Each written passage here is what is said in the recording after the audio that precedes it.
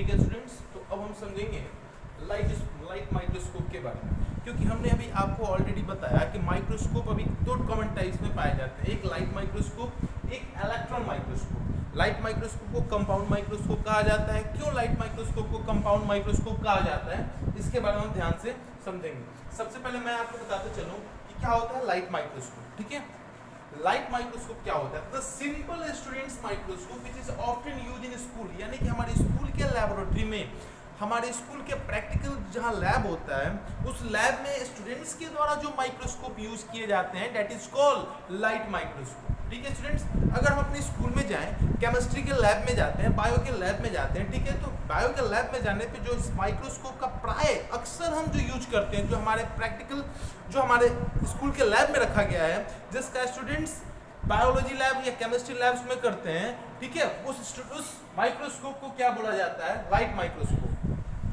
तो वह simple microscope जिसको स्टूडेंट्स के द्वारा स्कूल में प्राय क्या किया जाता है? यूज किया जाता है, उस सिंपल माइक्रोस्कोप को क्या कहते हैं?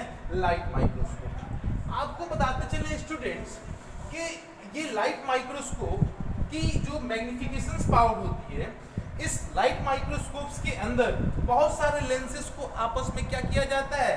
कंबाइन किया जाता है। ठीक है, और इनके मैग्निफिकेशन पावर की जो रेंज होती है वो कितनी होती है? 300 to 1500 टाइम्स। यानी कि लाइट माइक्रोस्कोप में होता क्या है, बहुत सारे छोटे छोटे लेंस को आपस में एक साथ कंबाइन करके आप अपने स्कूल के लैबोरेटरी, आप अपने स्कूल के प्रैक्टिकल लैब में जाते होंगे तो देखते होंगे एक आईपीस के पास लेंस लगा हुआ, एक उसके मिडिल कॉर्नर स्लैब में लेंस लगा हुआ, यानी कि बहुत सारे छोटे छोटे लेंस को लाइट माइक्रोस्कोप का फॉर्मेशन करने में बहुत सारे छोटे छोटे लेंस को आपस में कंबाइन किया जाता है। ठीक है, और लाइट माइक्रोस्कोप की जो मैग्निफिकेशन पावर की जो रेंज होती है वो कितनी होती है स्टूडेंट्स?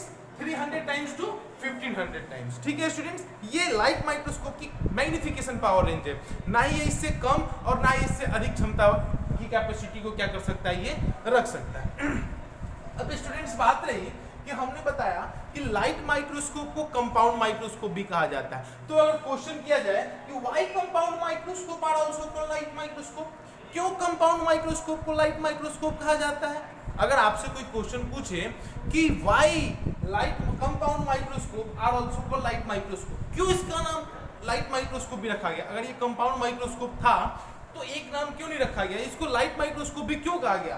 क्योंकि स्टूडेंट्स हम बताते चले कि because this microscope use light, generally sunlight, to illuminate the objects, so compound microscope are called light microscope.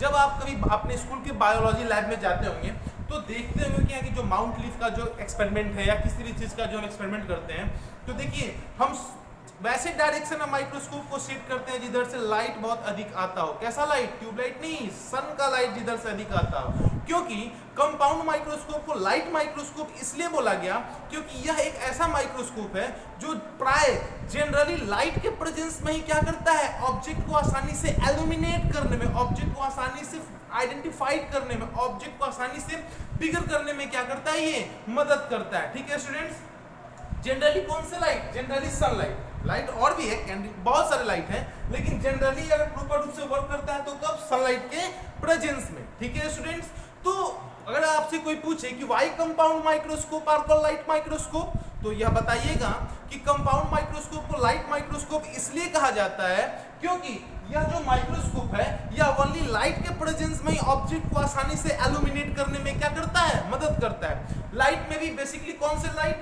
Sunlight. इसीलिए कंपाउंड माइक्रोस्कोप को लाइट माइक्रोस्कोप के नाम से जाना जाता है। अब हम आपको बताते चले कि यह कंपाउंड माइक्रोस्कोप जो है, लाइट माइक्रोस्कोप को कंपाउंड माइक्रोस्कोप भी कहा जाता है। ठीक है स्टूडेंट्स, कंपाउंड माइक्रोस्कोप। तो अगर आपसे कोई पूछे कि यह कंपाउंड माइक्रोस्कोप को किसने डिस्कवर किया और कब डिस्कवर किया, तो आपको स्टूडेंट्स हम बताते चले कि इस कंपाउंड माइक्रोस्कोप को डिस्कवर किया और कोई दूसरा नहीं, फादर और पुत्र एक टीम ही था, मतलब कि पिता और पुत्र ने ही मिलके क्या किया था? कंपाउंड माइक्रोस्कोप का खोज किया था। तो आपको बताते चले कि कंपाउंड माइक्रोस्कोप को डिस्कवर किसने किया था? ठीक है स्टूडेंट्स, किसने किया था कंपाउंड माइक्रोस्कोप को डिस्कवर? तो कंपाउंड माइक्रोस्कोप को डिस्कवर एक डच फादर सोंटिन, a Dutch father Schoentim, जिनका नाम था हंस जैनसन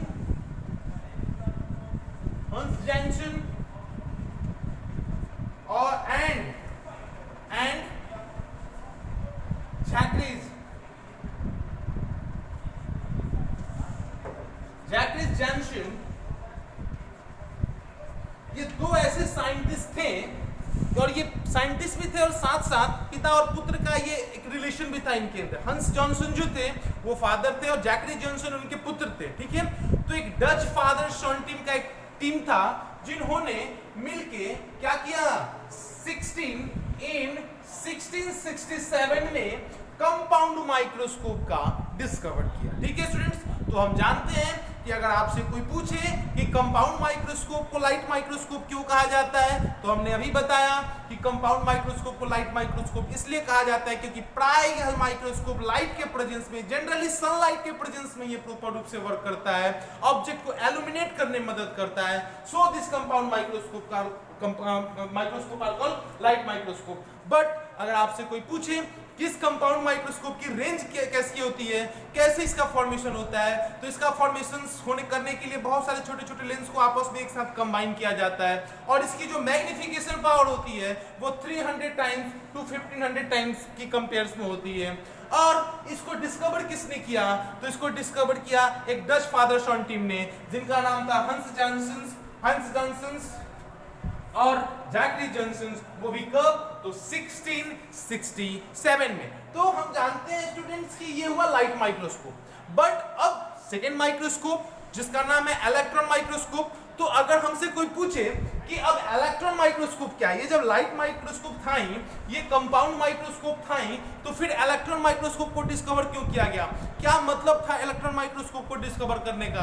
तो इसकी आप इसको देखिए कि इसकी मैग्निफिकेशन पावर 300 टू 1500 टाइम्स है और इससे भी और भी सब स्ट्रक्चर वाले ऑर्गेनिज्म के पार्ट्स थे जिनको हम कंपाउंड माइक्रोस्कोप से नहीं देख सकते क्योंकि इनकी मैग्निफिकेशन पावर इतना ही तक सीमित थी। इसीलिए इनसे भी हाई, इनसे भी इंप्रूव्ड क्या किया गया, माइक्रोस्कोप का डिस्कवर किया गया and that's a microscope is known as electron microscope, जिसके बारे में हम आपको स्टूडेंट बता रहे हैं कि इलेक्ट्रॉन माइक्रोस्कोप जो है